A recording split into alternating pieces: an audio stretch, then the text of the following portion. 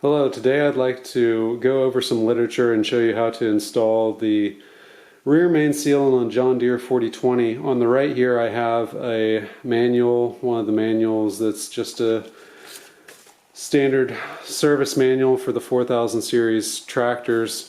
And then I have a paper here on the left. I ended up ordering a separate rear main oil seal. I'll go into why I did that. And it came with this literature. The kit that I ordered, that's $2,000 or so, it didn't come with any directions or instructions whatsoever, so there was a little bit of a discrepancy on how to install the new oil seal compared to the oil seals in the past that John Deere used. So in their old manual, they have a wear sleeve that you install separately, and you do that there with a hammer on the back of the crankshaft, and you heat this sleeve to 300 degrees, and then you have to check the run out of the surface. That's no longer required at all. And then when you have the sleeve in there, you can get the housing symmetric and everything by using a 3/8 inch rod. That's all out the window now, because what you end up having to do is take off this wear sleeve. I didn't realize that there was even a wear sleeve still on my crankshaft. I thought that it had been taken off when I removed the old main seal that had been installed in the 90s when my tractor had gotten its last overhaul.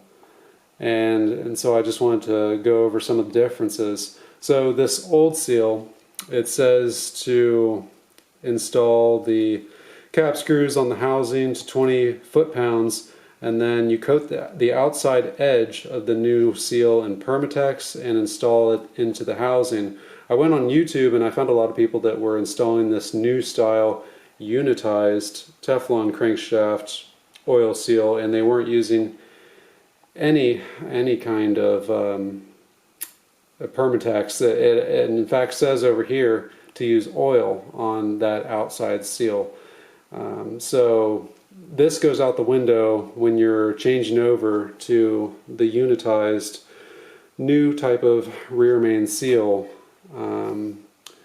Likewise, they make a special installer now. I got this one for $100. I have one for $100 on Amazon. So on the new type of seal, it is just like a wear sleeve and an outside seal all in one, and there's this Teflon surface that rubs on this metal seal that comes in contact directly with the crankshaft. And so it's pretty straightforward. You put the housing to 20 foot-pounds just like you normally would. And then it says, do not apply sealant to the crankshaft. There's this teal-colored sealant inside the inner diameter of the seal, the inner surface of the seal, and it seals itself. Then you put these tools onto the crankshaft, and I'll go over that here when we actually do the install. It says, do not get any oil on any of the inside surfaces of this seal. Likewise, coat the outside of the new seal, this outer diameter, with a light coating of engine oil. And I'll just kind of go over that, and you can stop it at your leisure, and you can take a look at this in the event that you don't have it, these new instructions.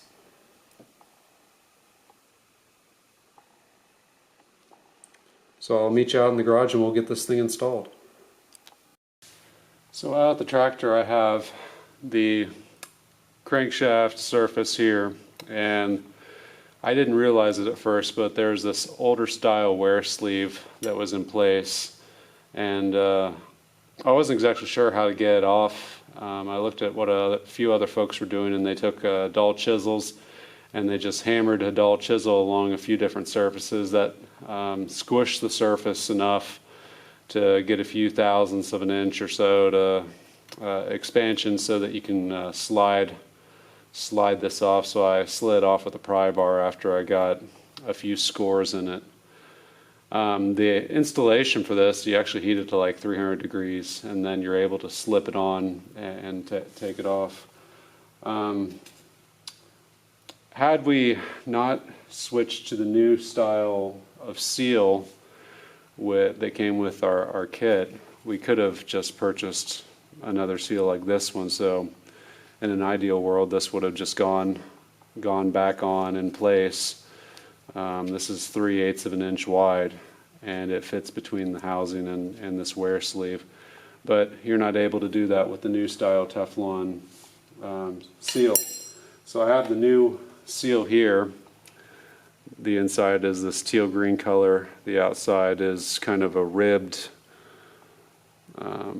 rubber. And I tried installing the first one. This is going to be my second attempt installing it, and I have the installation tool. But if you look here, the installation tool has a lip on the outside, and it actually pushes the outer seal really far in compared to the inner seal. And there's a flap here. If I can try and get it to focus, perhaps. Maybe not. There you go. There's a flap right here, and that flap is ideally gonna seat right there against this lip, this outer lip, and it pushed it way forward, all the way forward, and I really didn't like that. So what I'm going to try and do, I have a ring of JB Weld on the inside of this installation tool now that I can take in and out, and I'm going to try, and once I get it mostly on, sorry if it could focus again here. There we go. Once I get it mostly on, if I could just then push it into place on the inside just lightly. I'm going to coat the outside of this entire surface here with oil, and then the inside with nothing. And but first things first, I'm going to get on the housing and be back in a second. All right, now I have the housing all ready to go. I've installed a gasket here, put Permatex aviation seal along the inside of the gasket.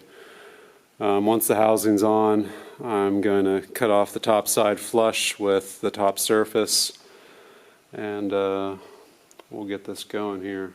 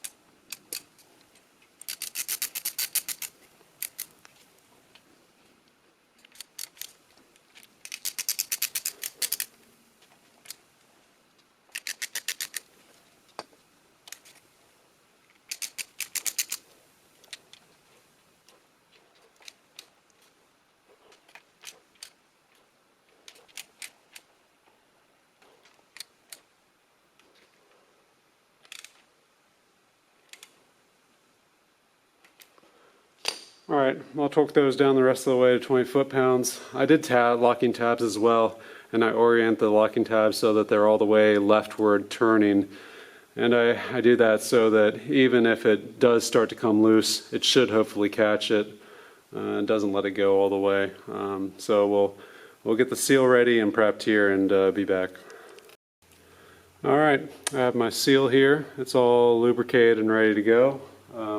The one thing I was going to mention is in this instruction paperwork here, when I'm using the installation tool, it has a lip on this inside edge here, and that lip tends to push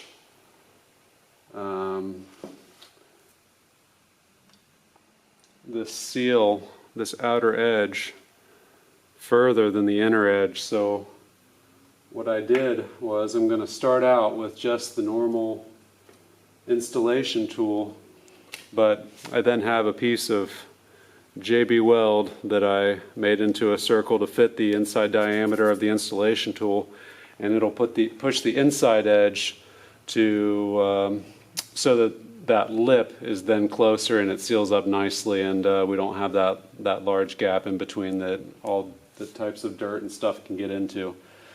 So in any event,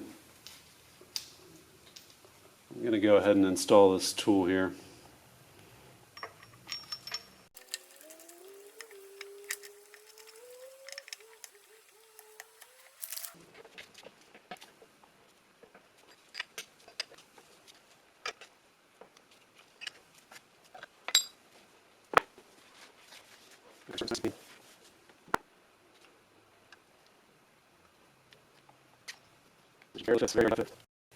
Apologies about that. I took a small little handheld sledge here and just tapped it slowly on either side until I had enough threads for this nut to get on. And in fact, this is supposed to have a washer as well, so I hope that I still have enough thread, hopefully, to start this.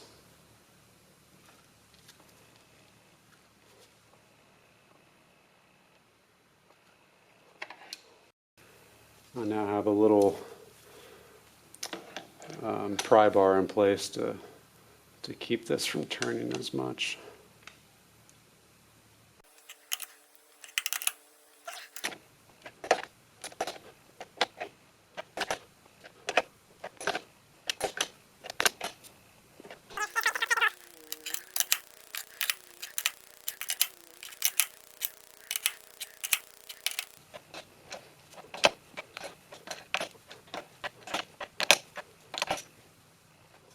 We should go right until it gets flush right in here. I'm going to wait right until the top edge is flush. So close.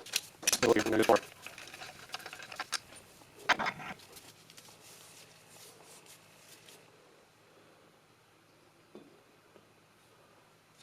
Very close. Now I'll have the little section to push the inside edge just a little bit further here.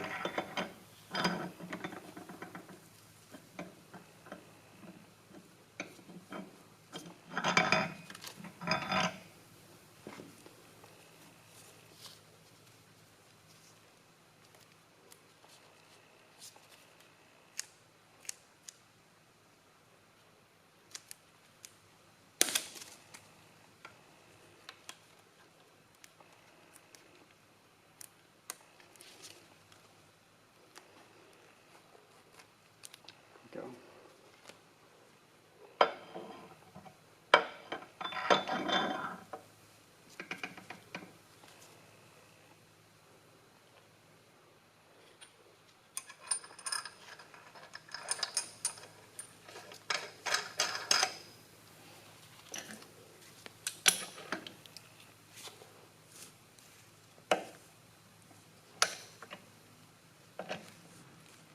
And I'm pushing on my rings again. Apologies, or my Allen heads again.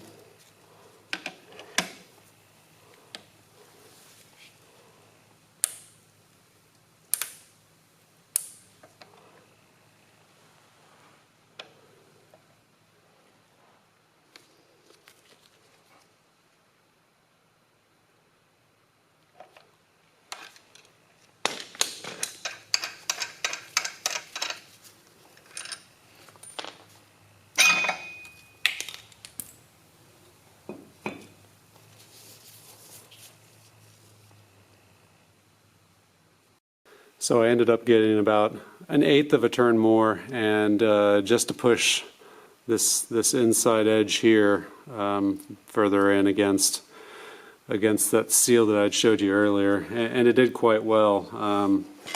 I could see, or I could watch just about when it touched the inside edge of that seal.